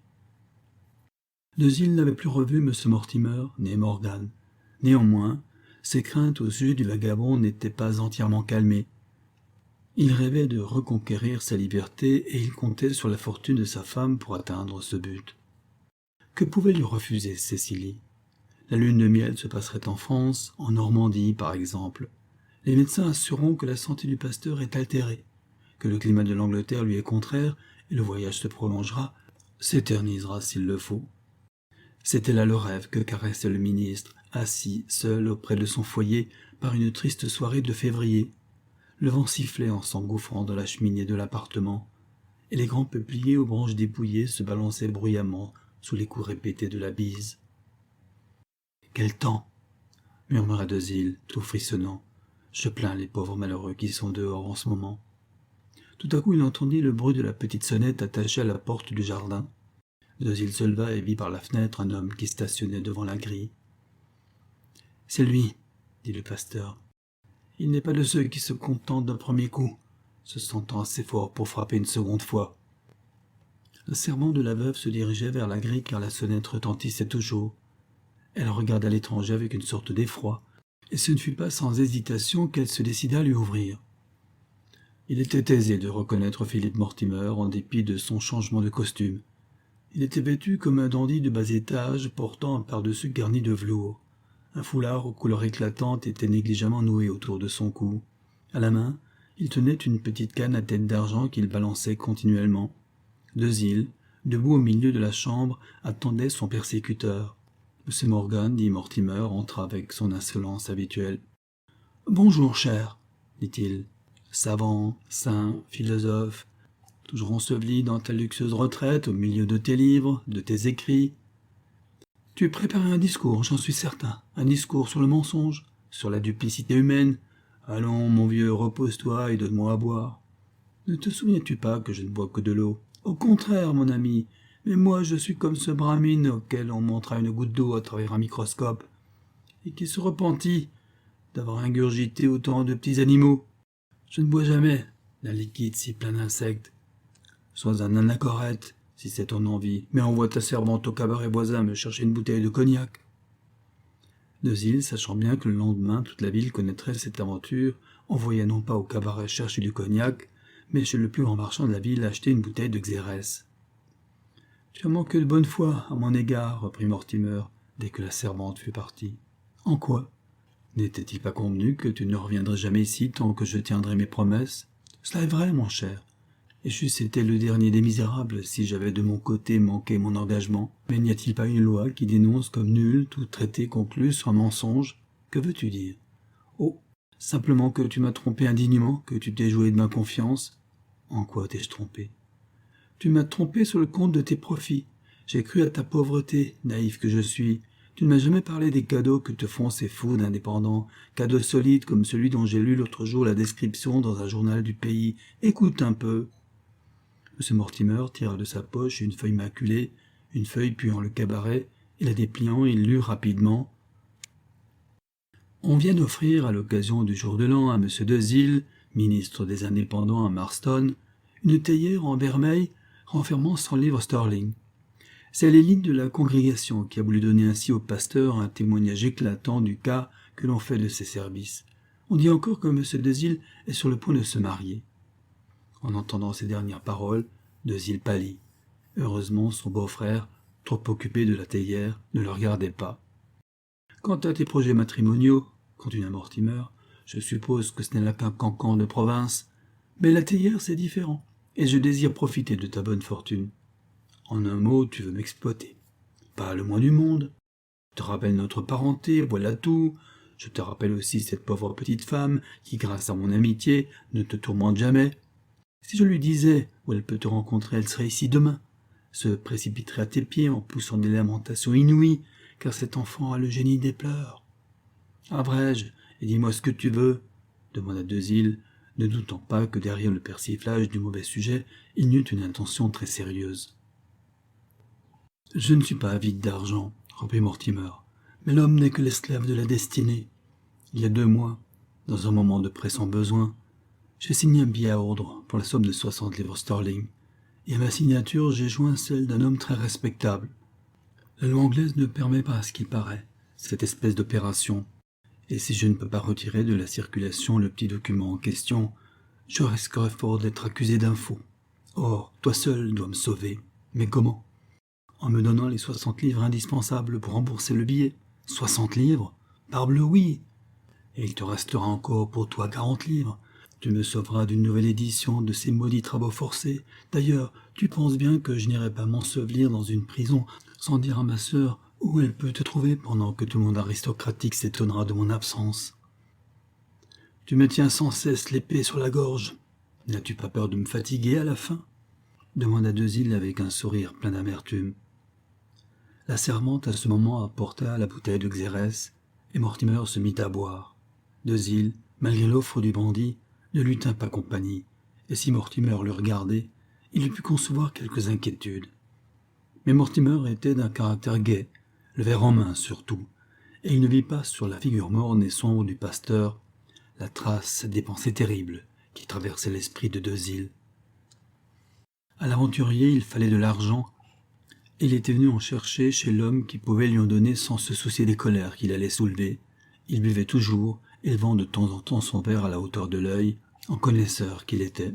« Quel satané Xérès !» disait-il, « fabriqué pour les petites villes de province, mélange de vin du Cap et de caramel. » Il ajouta d'une voix plus haute, « Il faut que je te rappelle, mon cher ami, que je suis pressé. Je dois prendre le prochain convoi. Je serai d'avis de terminer notre petite affaire. » Dezille ne l'entendait pas, absorbé dans sa rêverie. Mortimer répéta sa phrase. Le pasteur leva la tête brusquement. « Que veux-tu » s'écria-t-il. « Mais je veux toujours la même chose. Est-ce que ça te prend souvent de rêver ainsi tout éveillé? On croirait que tu vis dans un monde imaginaire, peuplé d'horribles fantômes. » Sans répondre, Dezille se dirigea vers le petit meuble où il enfermait son argent. Il ouvrit un tiroir et y prit les banknotes contre lesquelles il avait changé ses belles guinées, présent de ses admirateurs. Il compta 6 billets de 10 livres chacun et les donna à son beau-frère en soupirant longuement. « Tu me pousses à bout, dit-il, et tu abuses de ton pouvoir. Si tu continues, tu me mettras sur la paille. »« Je conviens que je t'ai saigné aujourd'hui, » répliqua Mortimer en pliant négligemment les billets de banque qu'il mit dans son portefeuille crasseux. « Mais rassure-toi, je ne renouvellerai pas souvent cette opération. Je sais que je n'offre pas tous les jours des théiers remplis de pièces d'or. Maintenant que tu as obtenu ce que tu voulais, sors d'ici, infâme gredin. » Et malgré son insouciance, Mortimer se sentit troublé devant ce beau-frère qui, les yeux ardents, le teint pâle, les lèvres serrées, lui montrait la porte du doigt. « Voyons, ne te fâche pas, » murmura Philippe, prenant un ton insinuant. « Tu t'es noblement conduit à mon égard, et je ne te tourmenterai plus, à moins d'un cas désespéré. Puisque ma compagnie te déplaît, je m'esquive. » Et se glissant vers la porte, il l'ouvrit doucement et disparut. Demeuré seul, le ministre s'affaissa sur une chaise, la tête penchée sur sa poitrine, le regard vague, perdu dans l'espace. « Il n'y a qu'un moyen, un seul, dit-il. Je ne veux pas revenir sur mes pas. Je ne le veux pas. » Chapitre 5e. 3 jours après l'entrevue que nous venons de raconter, Arthur Arrête, de la fenêtre du petit appartement de garçon qu'il avait loué dans une des rues aboutissant au Strand, contemplait le panorama de la Tamise, cette grande route silencieuse. Le jeune homme était venu se jeter dans le tourbillon de Londres pour essayer de guérir la blessure de son cœur. Il avait aimé Cécilie, il l'aimait encore, et il lui avait été impossible de rester dans cette ville où elle allait devenir la femme d'un autre. Il était entré chez un avoué célèbre de la cité afin de terminer ses études de droit. C'était là un prétexte sans aucun doute, et dont sa famille même ne fut pas dupe, mais on ne chercha point à le retenir. Arthur, malgré ses travaux, ne pouvait bannir de son cœur la douce image de cette jeune fille aux yeux bruns, au caressant sourire. Mais à côté de cette image se plaçait aussi celle de l'homme, de l'étranger, qui avait réussi là où lui, l'ami d'enfance, avait échoué. Après tout, peut-être Cécilie serait-elle heureuse? Les préjugés, les soupçons contre ce pasteur ne sont-ils que le résultat de la jalousie? Pourquoi ce pasteur ne serait-il pas un homme honnête et véritablement religieux? D'ailleurs, se disait encore Arthur, Cécilie aime ce Dezille au sinistre regard, ou croit l'aimer, parce que le cœur de la jeune fille est toujours romanesque, généreux et prêt à se dévouer. C'est de la religion dont Cécilie est amoureuse, ce n'est point du prêtre.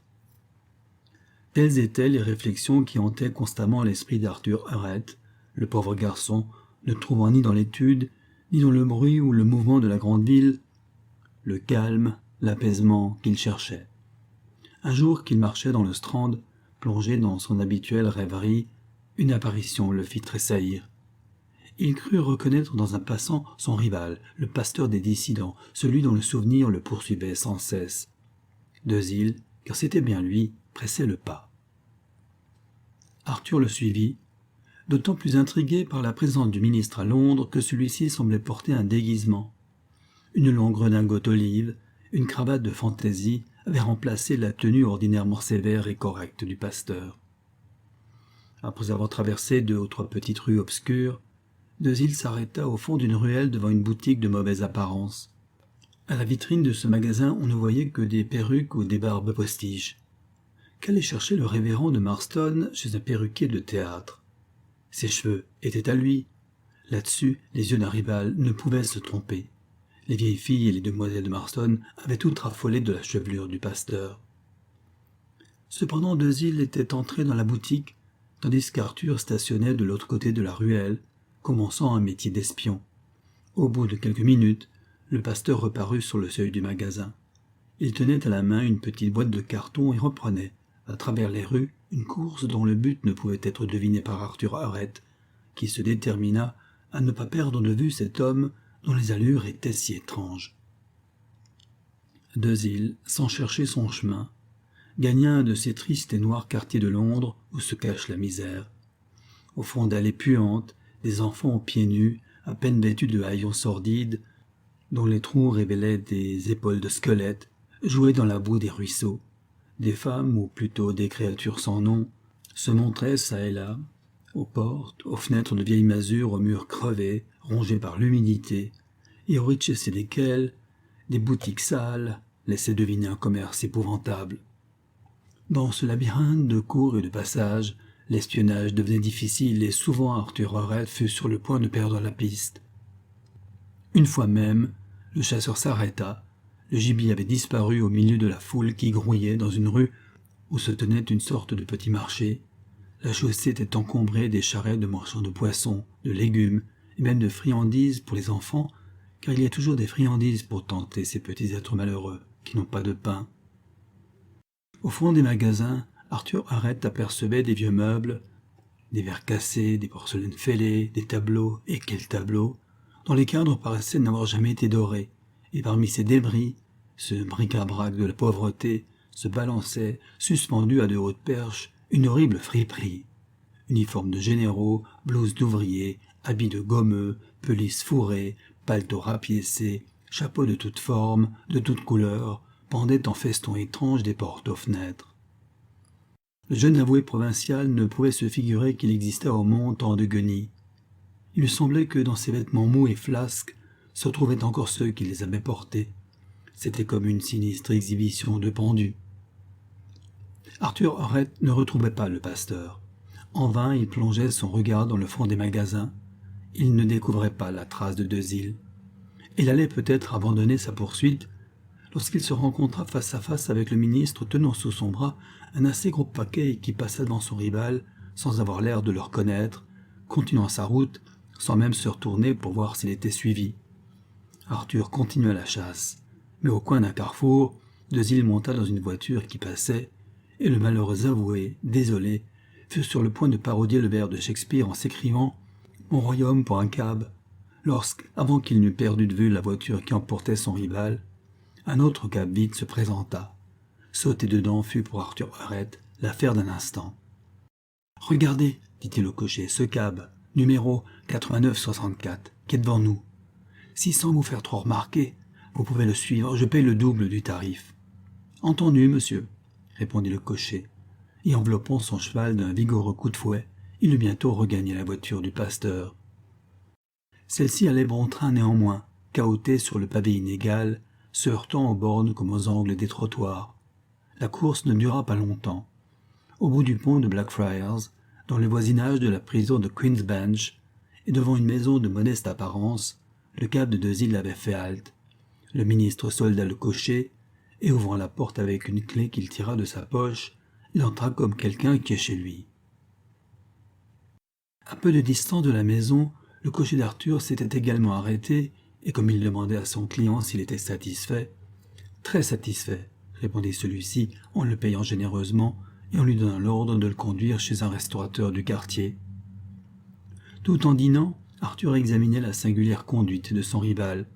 Il y avait là un mystère, mais comment en avoir la clé? Et le détective amateur était revenu se promener devant cette maison où le révérend avait pénétré. 7 heures sonnaient en ce moment. La rue était déserte, mal éclairée par quelques becs de gaz trop éloignés les uns des autres. Dans cette demi-obscurité, dans le silence de ce quartier, il était impossible de stationner longtemps au même endroit, sans finir par attirer l'attention du policeman même qui arpentait de son pas uniforme le trottoir où Arthur Arrett faisait faction. Pour continuer à surveiller deux îles, il fallait un point d'appui à son rival, ce fameux point d'appui que cherchait Archimède pour soulever le monde. Aux fenêtres de la maison faisant face à celle où le ministre était entré, des petits carrés de papier collés aux carreaux indiquaient qu'il y avait des chambres à louer. Le point d'appui était trouvé. En s'installant dans une de ces chambres, Arthur Arrett n'avait plus la crainte d'être pris en flagrant délit d'espionnage.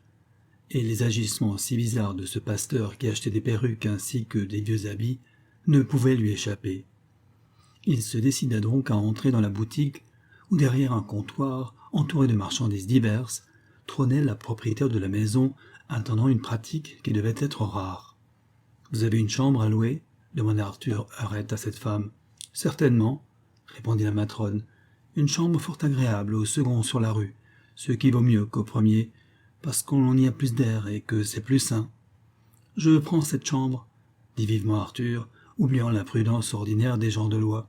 « Est-ce pour longtemps, monsieur ?» interrogea la femme, « car je ne pourrais pas louer pour une semaine. »« 2 semaines, 1 mois, si vous voulez, » s'écria le nouveau locataire, dont les yeux ne quittaient pas les fenêtres de la maison de Deux Îles, observant la silhouette d'un homme dessiné sur le rideau de la croisée.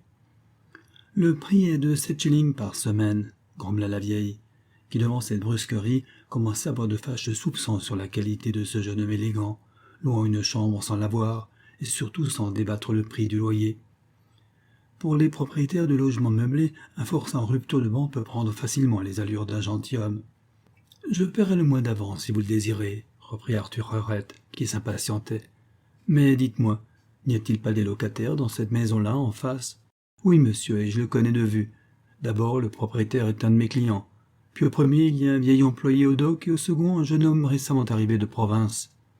N'a-t-il pas les cheveux châtains, les yeux gris, le nez arqué?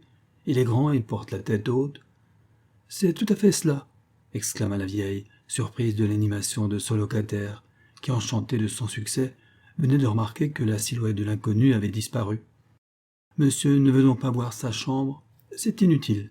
Voici le montant du mois, » dit Arthur en plaçant la somme sur le comptoir. « Je vais chercher mes bagages et je reviens dans 1 heure. Est-ce que monsieur couchera ici ce soir? Certainement. »« Comment préparer la chambre si vite ?» murmura la vieille. « Eh bien, ne la préparez pas. Mais pour Dieu, cessez vos objections. Le mois est payé d'avance, et je n'occuperai sans doute cette chambre que 2 ou 3 jours. Mais il faut que j'y sois ce soir même. » Sans discuter davantage, Arthur partit en courant, à la stupéfaction de l'épicière. Elle compta l'argent, tournant et retournant chaque pièce, empocha la somme et monta préparer la chambre. Au bout d'1 heure, Arthur Arrett était de retour, apportant un sac de nuit pour tout bagage. En descendant de voiture, son premier soin fut de regarder les fenêtres de la maison en face. La lumière avait reparu, et on distinguait de nouveau derrière le rideau la silhouette d'un homme lisant un journal. La maîtresse du logis conduisait à son appartement son jeune locataire qui, sans s'inquiéter de la médiocrité des vieux meubles garnissant la chambre, alla, dès qu'il fut seul, s'établir derrière le store de sa croisée, d'où il pouvait épier tous les mouvements de son rival. Sa silhouette paraissait et disparaissait alternativement. On devinait que l'homme se promenait dans la chambre, car parfois l'ombre s'arrêtait. À minuit, la lumière s'éteignit. Pour le moment, le policier par amour pouvait se reposer. Chapitre 6e. Arthur Arrett se coucha et dormit mal. Il était préoccupé de l'idée qu'il aurait dû rester à son poste derrière le rideau. Pendant toute la nuit, une sorte de fièvre l'agitait. Croyant à chaque instant que Deux Îles allait lui échapper, il se réveillait en sursaut et s'élançait de son lit vers la fenêtre. La rue était toujours aussi calme, la maison qu'il surveillait était toujours aussi sombre. Dès que le jour commença à poindre, un jour froid, terne, gris, le jeune avoué, horriblement las, sortit de son lit et revint s'installer à sa fenêtre. La chambre du second, qu'il supposait être celle de son ennemi, était faiblement éclairée. Ainsi, pendant qu'Arthur Arrett dormait, Deux Îles était déjà levé. Mais que pouvait-il faire à cette heure matinale? La lumière avait disparu. Peu après, une main écarta le rideau de la fenêtre, et un homme, dont on ne pouvait distinguer les traits, mais qui n'était pas le pasteur de Marston, se montra pendant quelques secondes.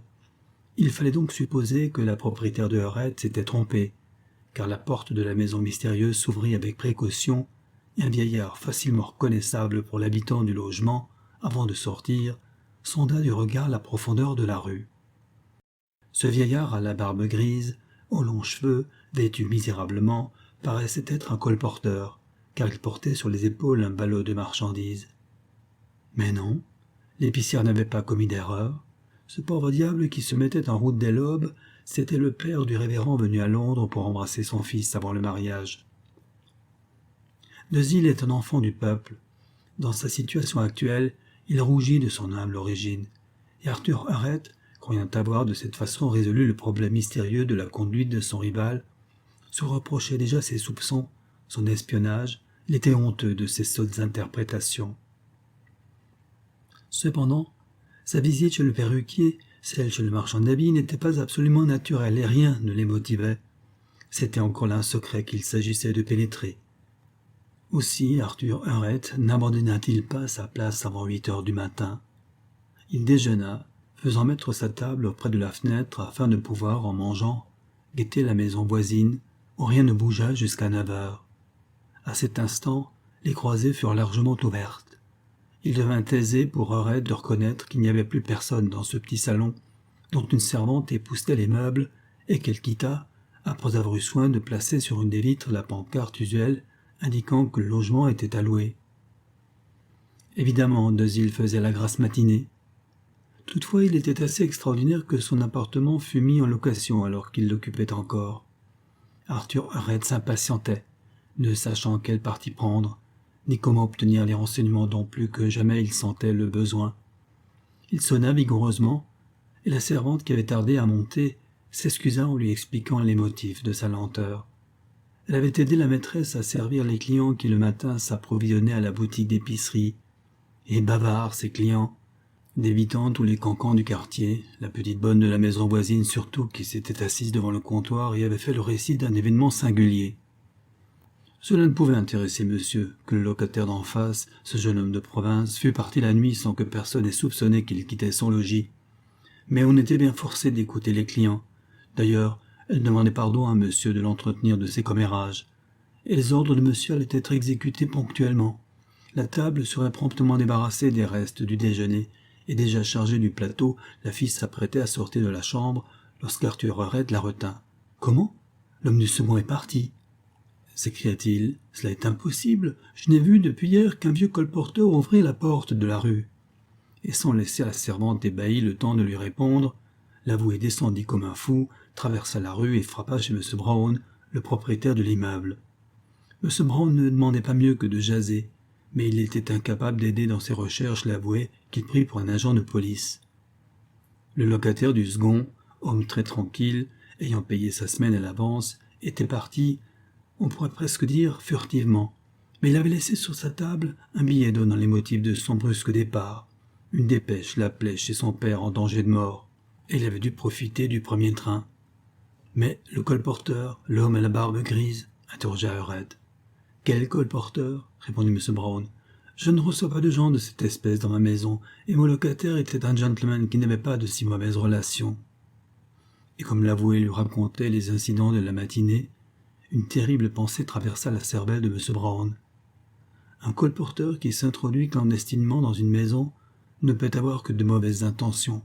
Et bien que ne possédant pour toute fortune qu'un petit pot au lait en argent et 6 cuillères à thé argentées, M. Brown prit l'air d'un Rothschild auquel on serait venu apprendre les fractions de sa caisse.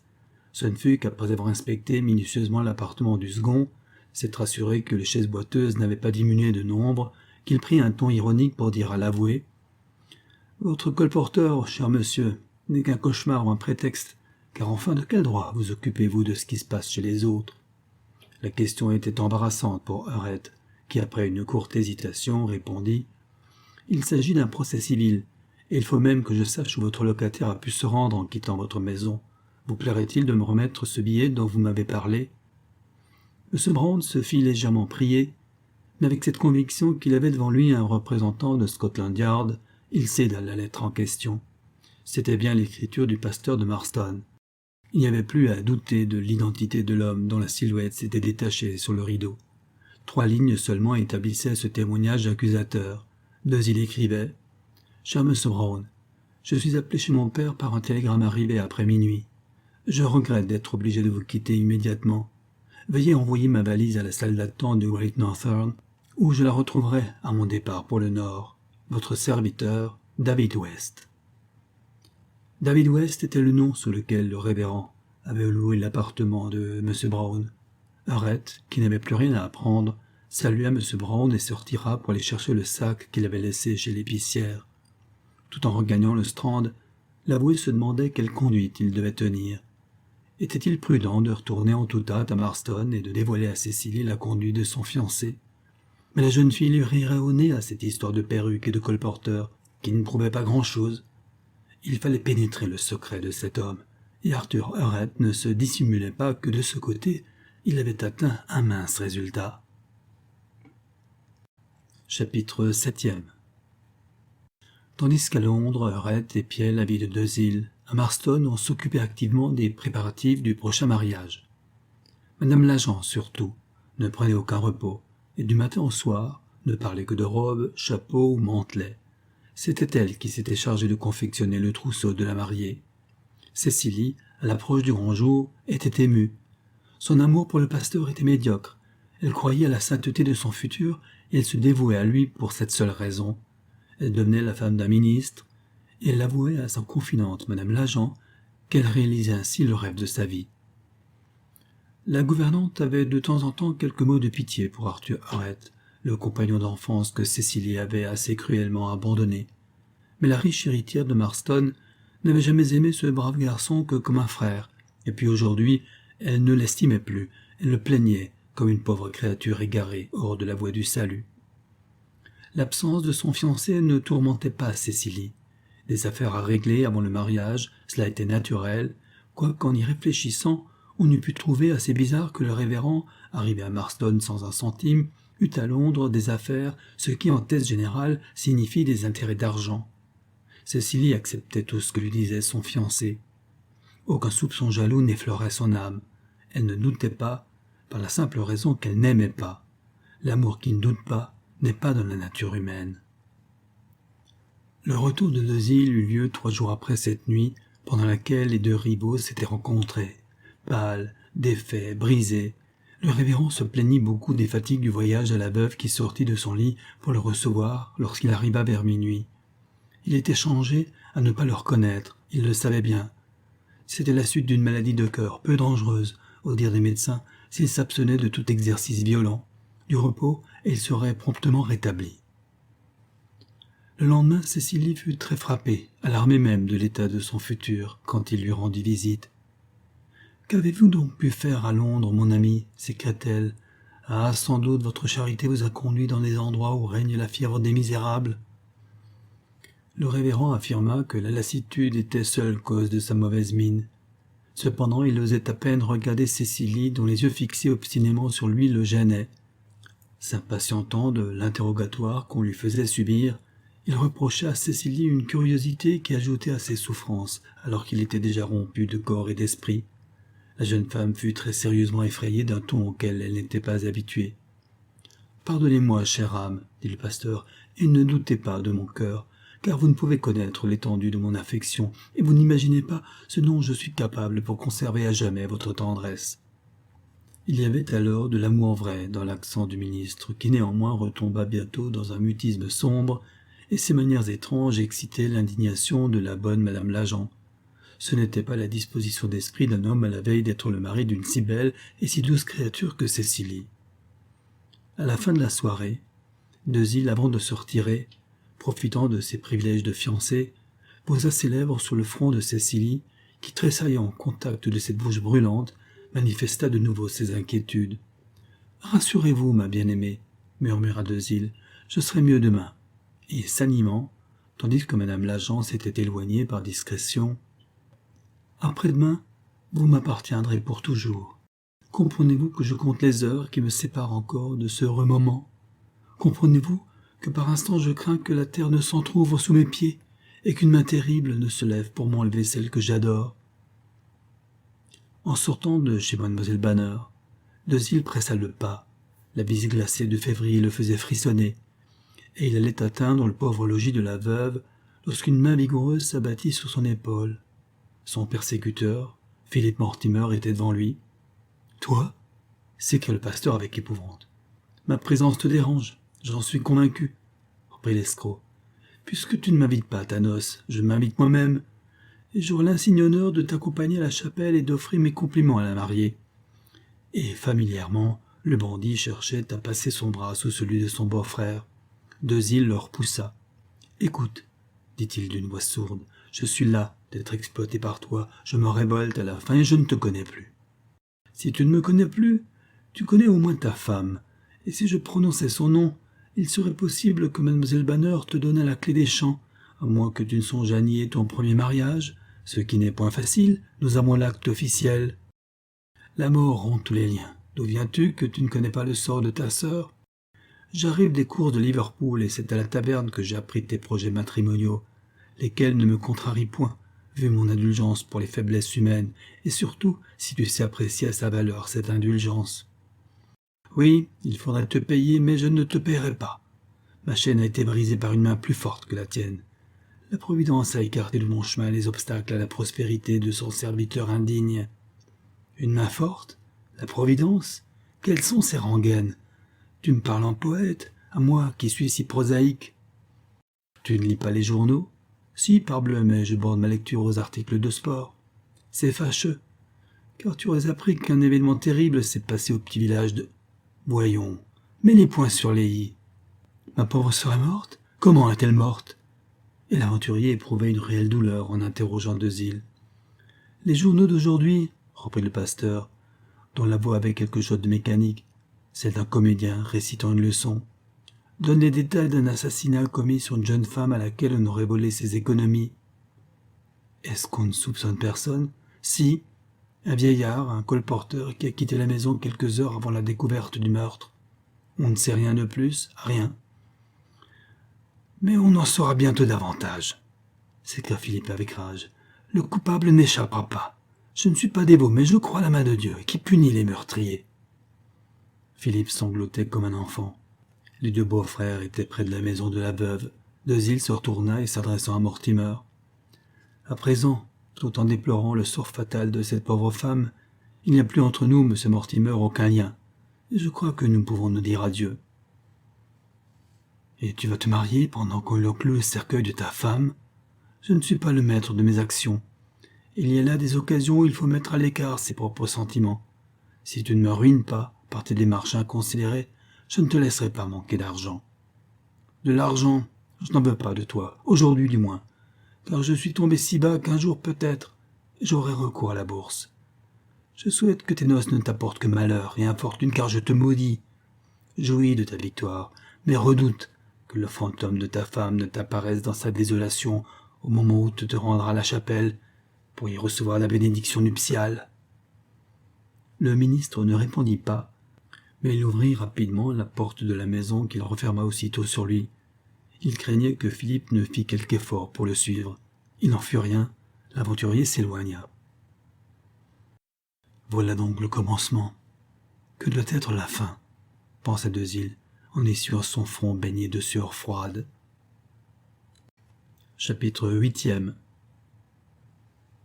Arthur Arrête, après son expédition infructueuse, était rentré dans son appartement. L'étude à laquelle il se livra avec ardeur ne pouvait cependant lui faire oublier les événements passés. Les journaux qu'il lisait habituellement ne l'intéressaient pas, et en parcourant machinalement le Times, il fut frappé des détails donnés par cette feuille sur un crime commis le lendemain même de sa rencontre avec Dezille. Le petit village de Barnley, écrivait le reporter, est dans la consternation. Un crime affreux vient d'y être commis. Une jeune femme qui habitait Barnley depuis plusieurs années a été assassinée dans son logement.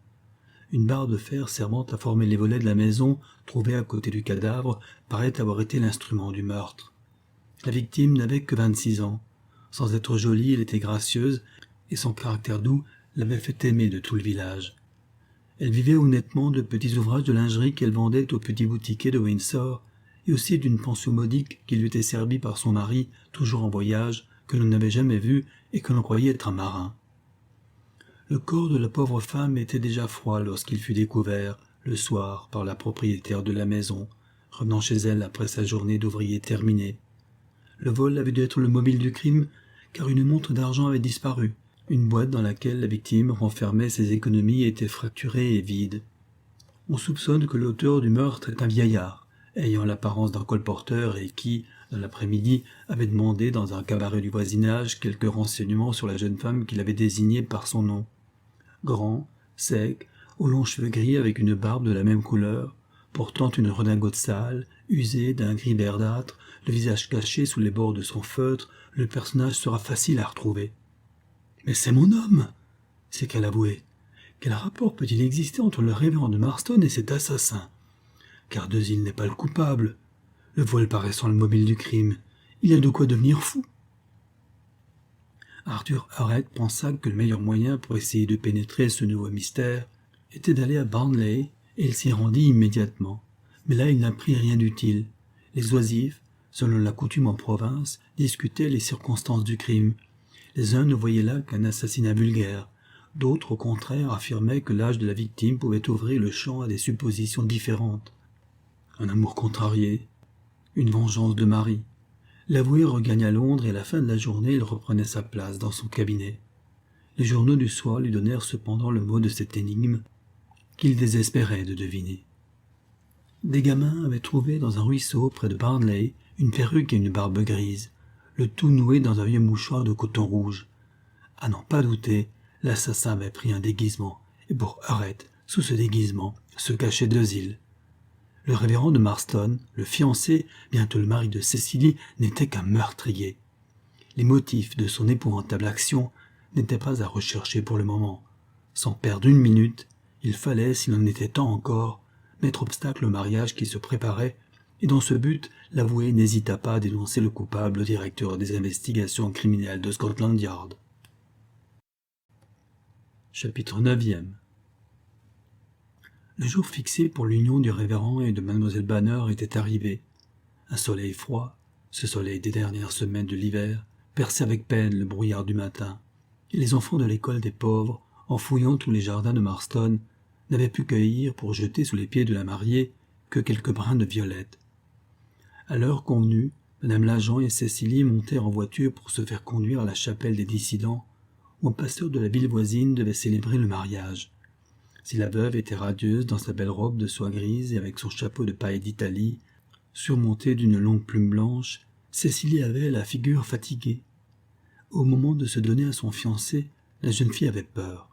Dans une nuit d'insomnie, elle avait repassé dans son esprit ce qu'il y avait d'étrange et de mystérieux dans la conduite de son futur. Pour la première fois, elle doutait de ce révérend qui cachait un secret. Cecily s'alarmait des paroles mystérieuses, des regards sombres de Dezille. Mais elle avait donné sa parole, et malgré ses craintes sur l'avenir, elle ne songeait pas à se rétracter. Mademoiselle Banner avait invité tous ses amis et même ses connaissances à la cérémonie religieuse. Elle n'oubliait pas qu'en province surtout est terrible la vieille fée qui n'est pas comprise dans les invitations. La chapelle était donc pleine du monde respectable de Marston. D'un océan de plumes blanches et de robes de soie s'exhalait une bonne odeur de lavande. Au chuchotement discret se mêlait le frou-frou de la soie et du velours. Lorsque la mariée fit son entrée la première, pour les gens superstitieux, et il n'en manquait pas, cette circonstance parut de mauvais augure. Le marié se fit attendre et dans la sacristie, il eut à subir sur son manque de convenance les reproches de madame Lajean. Il s'excusa auprès de Cecily. La fièvre, l'émotion lui avaient enlevé la force nécessaire pour s'habiller. Son bonheur lui semblait un rêve. La jeune femme ne répondit pas, mais regardant avec douceur son fiancé, elle mit sur son bras une petite main glacée et se dirigea du côté de la porte de la sacristie. Sur le seuil de cette porte se tenait, grave et immobile, un homme dont la vue troubla profondément Cecily. C'était Arthur Hurrett, aux côtés duquel se tenait un inconnu dont les yeux paraissaient rivés sur Dezille. « Chère madame Lajean, » dit Arthur en s'approchant de cette dernière qui marchait derrière la mariée, « veuillez emmener mademoiselle Banner chez elle. Le mariage ne peut avoir lieu. » Bien qu'Arthur eût parlé à voix basse, le pasteur avait entendu, et de pâle qu'il était, il devint blême. Cependant, il se retourna vers son rival. « De quel droit, monsieur ?» demanda-t-il. « Venez-vous donner des ordres ?»« Je vous le dirai, monsieur, lorsque mademoiselle Banner aura quitté la chapelle, » répondit l'avoué avec calme. Cécilie, tremblante, effarée, suppliait Deuxil, au nom de leur amour, de lui donner l'explication de ce qui se passait. « Mais, reprit le ministre, il n'y a rien là qui doit vous effrayer. Votre ancien adorateur est devenu fou sans doute, et c'est votre indifférence qui cause sa folie. » La pauvre Cécilie, malgré l'explication de Deuxil, n'était pas rassurée. L'air sérieux de Harriet et la présence de l'inconnu lui inspiraient une vague terreur qui s'augmenta encore lorsque l'avoué reprit sur un ton ferme. « Ne portez pas la tête si haut, monsieur Deuxil, et si vous avez la moindre considération pour mademoiselle Banner, laissez-la partir. Je n'ai pour l'instant aucune explication à vous donner.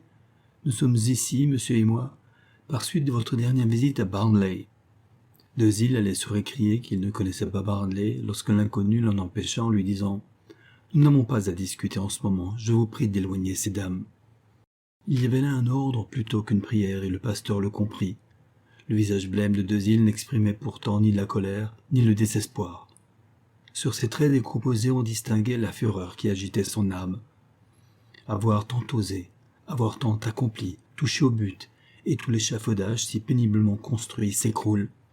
Dans cette crise suprême de sa vie, le pasteur conservait la force de son caractère. Il souriait dédaigneusement. Il supposait que M. Harriet voulait jouer une scène de mélodrame. Il valait mieux épargner à Cécilie les jérémiades d'un amoureux évincé. Il l'engageait donc à rentrer chez elle afin qu'il pût terminer rapidement cette ignoble comédie. Madame l'agent porta plutôt qu'elle ne conduisit mademoiselle Banner à sa voiture, où celle-ci tomba moitié évanouie, tandis que les jeunes filles de l'école, placées à la porte de la chapelle, les mains pleines de violettes, regardaient cette scène avec stupéfaction. Dans la chapelle, la surprise n'était pas moins grande, et les commentaires allaient bon train. Tout le monde s'était levé, et on s'entassait auprès de la sacristie dont le pasteur n'était point sorti. Après avoir reconduit mademoiselle Banner jusqu'à sa voiture, Arthur Harriet, sans faire attention à la foule agitée qu'il fut obligé de traverser, revint vers cette sacristie où il pénétra à grand-peine. Deuxil était assis. Près de lui, assis également, il y avait l'inconnu. À l'entrée de la pièce, un groupe était formé par le chef de la police de Marston, un gros vieillard, et un homme qui, appuyé contre le mur, se cachait la figure. Ce dernier portait des vêtements usés, des bottes vernies, dont les semelles étaient disposées à quitter l'empeigne. Son chapeau, un vieux chapeau gris, qui avait roulé par terre, était entouré d'une bande de crêpe noire. Cette bande misérable était le deuil que portait Philip Morgan, dit Mortimer, de sa sœur assassinée. « Enfin, vous voici revenu, monsieur Harriet, » dit Deuxil, « et vous allez m'expliquer ce scandale. Croyez bien que votre insulte ne restera pas impunie, et que je saurai défendre mon honneur, quoique ma qualité de ministre des saints évangiles m'interdise d'user de violence. Quels sont ces messieurs qui vous accompagnent? Ne les connaissez-vous pas? Si en votre qualité de révérend vous n'avez pas eu de relation avec le chef de la police, vous avez dû être en rapport avec lui sous la casaque du forçat, et sous le nom de David Hastings. Quant à Philip Morgan, le frère de votre victime, de celle qui était votre femme légitime, il n'est pas admissible que vous ne vous souveniez pas de lui. » Arrêté si subitement qu'il n'avait pas eu le temps de coordonner ses idées, le pasteur n'avait qu'une réponse à faire, niait tout, et il n'y manqua pas. « Alors, reprit Harriet, vous n'avez acheté ni perruque, ni barbe, pas de vieux habits, et vous ne reconnaîtrez pas les deux marchands prêts à affirmer votre identité, sans me compter moi, qui vous ai vu sortir de chez M. Brown sous votre déguisement de colporteur, quelques heures seulement avant l'assassinat. » L'inconnu interrompit l'avoué en s'adressant à Deuxil. « Je suis officier de police de Scotland Yard. J'ai un mandat pour arrêter M. Deuxil sous l'inculpation de l'assassinat, et je le préviens que tout ce qu'il dira ici sera répété ailleurs. Nous allons partir immédiatement, car l'enquête sur le corps de la pauvre femme a été ajournée jusqu'à demain, et l'accusé doit y assister. L'homme qu'elle a, ajouta le détective en désignant le gros vieillard, est le maître de la taverne où l'accusé a demandé des renseignements sur Susan Morgan. Il est disposé à témoigner de son identité. « Je suis d'autant plus certain de ne pas me tromper, fit le bonhomme, que j'ai remarqué les yeux étincelants de l'accusé. Ses yeux n'étaient pas ceux d'un individu âgé, sa voix était celle d'un jeune homme, et ces détails m'ont frappé. » Un rire terrible, rire de démence, arrêta le bavardage du cabaretier. C'était Deux-Îles qui riait, quoiqu'il ne fût pas fou. Mais ce rire hideux était le seul indice de la douleur sans bornes, de l'agonie épouvantable du vaincu, qui au jour du triomphe voit s'écrouler toutes ses espérances. Deux-Îles se remit bientôt, et par un effort surnaturel, se déclara tranquillement prêt à accompagner l'officier de police. Il y avait là une erreur absurde, mais il devait se soumettre aux ordres de la justice. L'innocent n'a rien à redouter. Chapitre 10. On imagine l'esclandre que causèrent la rupture du mariage de Mademoiselle Banner et l'arrestation de son fiancé. On n'avait pas mémoire à Marston d'un événement de cette nature. L'assassinat de Barnley accaparait partout l'attention publique, mais à Marston on attendait les journaux de chaque jour avec une impatience fébrile. Songez donc qu'il s'agissait d'un homme jouissant de la considération universelle, un homme auquel on avait offert une théière pleine de guinées. Après l'enquête du coroner, Deux-Îles fut maintenu en état d'arrestation, et devant le magistrat de simple police, les témoins apportèrent la preuve de la culpabilité du ministre. Le perruquier, le marchand d'habits, le propriétaire de la maison où Deux-Îles avait loué un logement, tous, sans hésitation, reconnurent le révérend de Marston. Le motif de ce crime atroce fut clairement révélé par la déposition de Philip Morgan. L'ambitieux qui voulait épouser une riche héritière avait tenté de se débarrasser de la femme qui pouvait être un obstacle à ses projets. Avant d'être condamné par la justice, Deux-Îles était condamné par l'opinion publique. Cecily Banner, grâce au bavardage des commères de Marston, avait appris les moindres détails du crime. L'image de son fiancé, de celui qu'elle avait cru un saint, devenu un assassin, la poursuivait sans cesse. Les sœurs d'Arthur Hurrett voulurent l'emmener loin de Marston, afin de rendre la paix à son esprit troublé. Elle n'y consentit pas. Elle ne contestait aucune des charges qui pesaient sur Deux-Îles. Mais il ne fallait pas le condamner avant le verdict des jurés. Elle n'oubliait pas qu'il l'avait aimé, et si son passé était plein de honte, elle se souvenait des efforts tentés pour racheter ce passé. Il songeait même à aller lui porter dans sa prison quelque consolation. Une telle idée ne pouvait germer que dans un cerveau malade, c'est ce que pensèrent du moins les dames de Marston, avec d'autant plus de logique que la jeune fille dépérissait malgré les soins des médecins et les attentions de madame l'agent. Pour ces sortes de maux, il n'y a qu'un remède, et ce remède-là s'appelle l'oubli. David Hastings, nous pouvons restituer au pasteur de Marston son nom véritable, refusa les conseils d'un avocat. Il annonça son intention de plaider lui-même sa cause.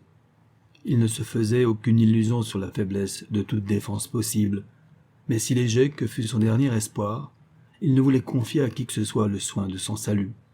À Marston, il passait pour éloquent, ce don naturel devait le servir dans cette crise suprême de son existence.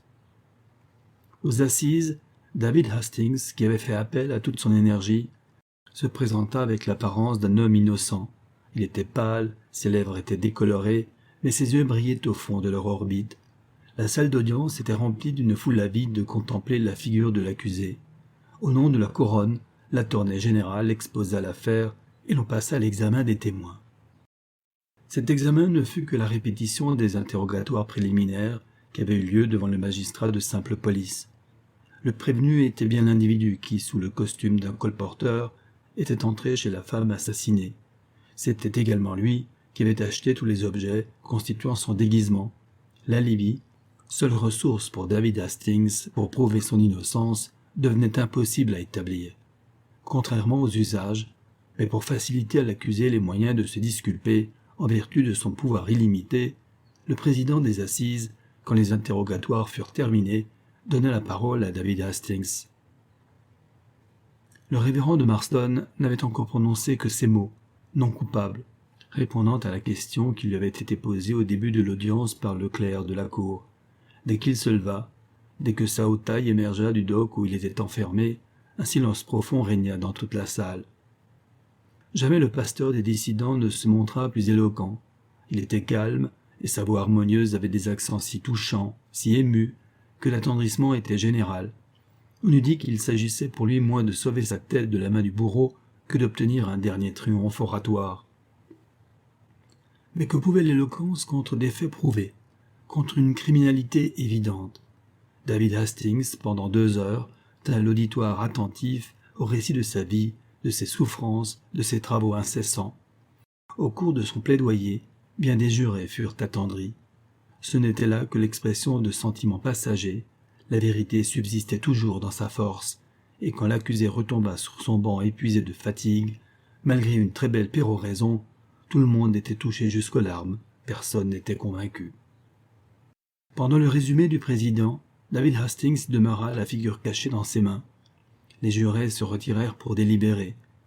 Un silence funèbre régnait dans la salle d'audience, éclairé seulement par quelques lampes dont la clarté luttait avec peine contre les dernières lueurs du jour.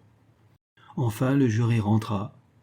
L'assemblée entière paraissait suspendue aux lèvres du chef du jury, qui eut d'abord quelque peine à répondre à la question du clerc de la cour.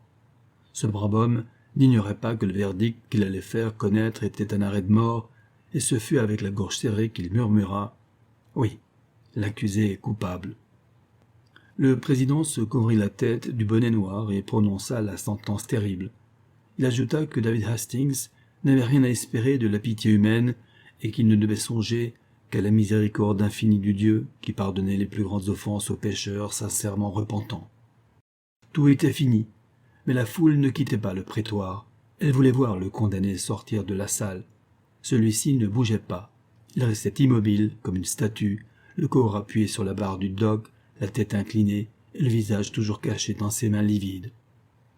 Un officier de la cour s'approcha du condamné, lui dit quelques mots à voix basse, et n'obtenant pas de réponse, le toucha légèrement à l'épaule sans résultat. Une seconde fois, il le toucha plus fortement. Alors, les mains de David Hastings tombèrent lourdement, et sa tête inerte roula sur les bras de l'officier. Un médecin, aussitôt appelé, déclara que la science ne pouvait rien.